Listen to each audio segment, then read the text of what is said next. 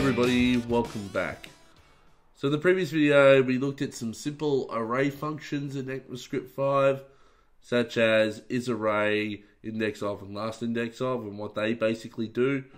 In this video I want to cover a couple of predicate functions that have been applied to the array object as well as a function that acts somewhat like a for loop that allows us to look at all the contents of the array and do something with each one. Okay, so let's get to it. So I'm going to jump over to the code, and the first thing I'm going to do is I'm going to create my array. So var array equals, we'll go 9, 5, we'll go 7, 1, we'll say 9, 7, and then for now we'll say 3, not 2, 3. Okay. Now, the first method I want to cover, or first predicate method I want to cover on the array, is something called every. And basically what this method is it allows us to look at an array and see if a certain predicate function matches every single item in that array. So for example, say I wanted to check that this array contained all odd numbers. Alright, so at the moment you can see it does. But to check that in code, you can go Array.every, and then inside of this every function, we specify a function that we're going to use. So I'm just going to type one called isOdd, like so, and I'm going to end the call right there. So what is isOdd? Well, it happens to be a function that we need to create to determine if everything is odd or not.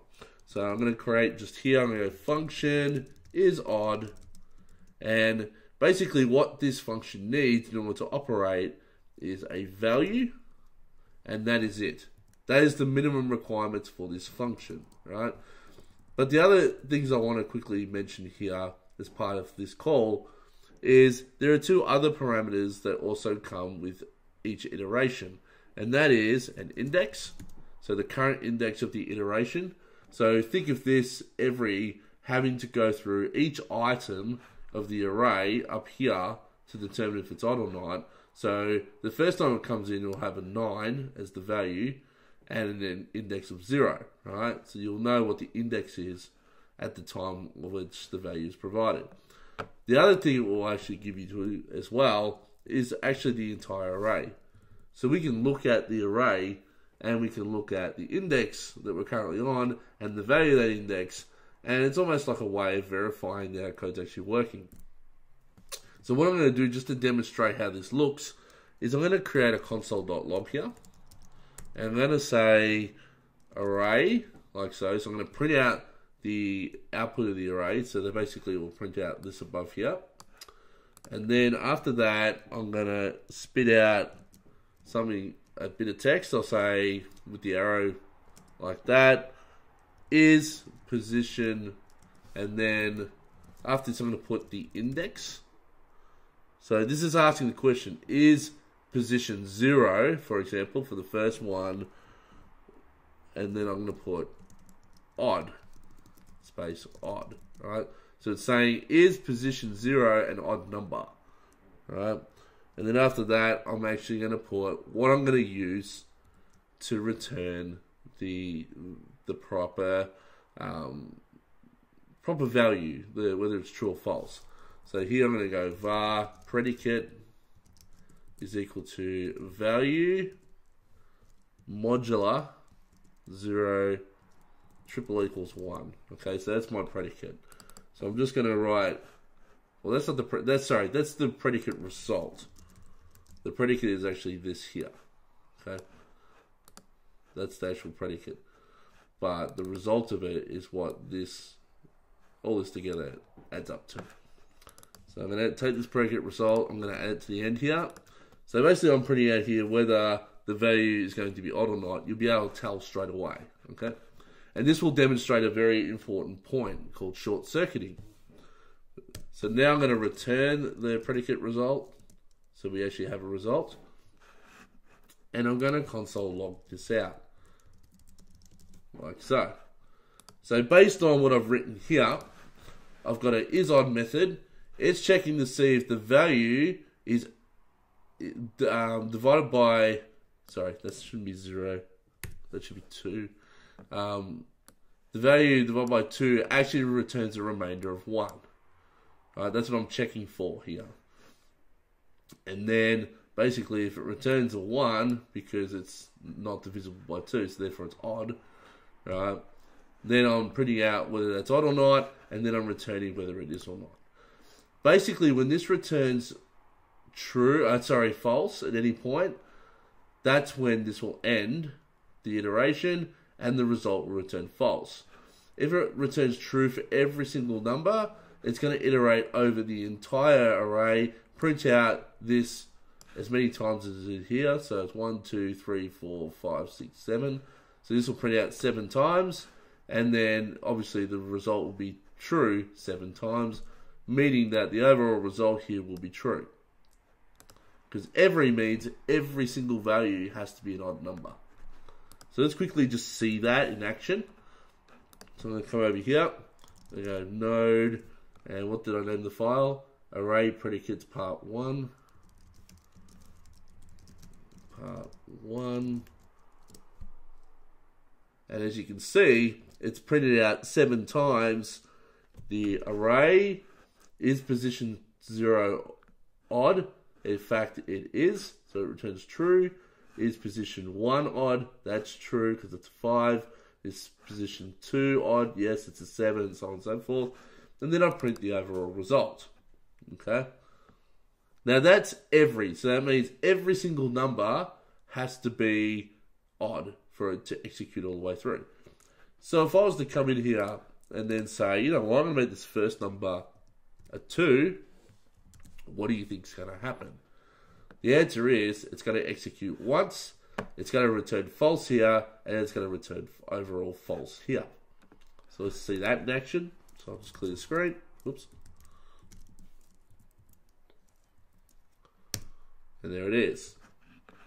Is position 0 odd? False. So therefore, the overall is false. Okay? So you can see that that's actually true by looking at the output. So that's every, okay? Now, obviously, if there's a function that looks for every single item, you're going to think there's probably going to be one that's going to check to see if there are some items that are in fact true, right? So, for example, what if I want to check if something in the array is even? Doesn't have to be all of them, just has to be some of them, right? I can come in here and I can create another function called isEven, right? And this time I'm just going to use the value because I don't need to demonstrate how this works anymore. And I'm just going to return value modular 2 is equal to 0. Okay, that means that the value is evenly divisible by 2. And then down here, I'm going to output, instead of every this time, I'm just going to use the word sum, and I'm going to use the function isEven. And based on what we have up here, we know that this is in fact going to be true, and therefore the overall result should be true. And this will still be false. So jump back over to the code, run it again, and now you'll see false for the first one, which is the odd predicate, and it's in fact true for the even predicate, because we do have some numbers that are even. But if I go and put this back up to 9 again, right, and save, and run, now you'll see it's true for the first result, but false for the even result. Cool. So that's every, and that is sum. The last one I want to show, which is not really a predicate function, it's more of an iterative function, is forEach. Now in the old days, you used to have to go for var I equals 0, and then you go I is less than array.length I plus plus, right? You'd have to write all this just to print out, console.log, to print out I, right? And this works. We've all seen this before. So if I come over and I run the code, you'll get that 0 to 6 at the bottom there, right? That's all cool, but that's a lot of code to write just to do something as simple as consoling out a log of the number, right? And that's only the index. If you want to get the value that's in the index, you then had to also subscript it like that, which is what we really want. So jumping over again, now you'll get the actual numbers inside the array, right?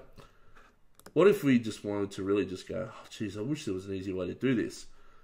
There actually is, and it's this, right? It's Array.forEach. Inside of this, we can go print number, like so. Right, up here we have a function, print number value, and then we just go console.log value. Pretty straightforward, right? And we can remove all this.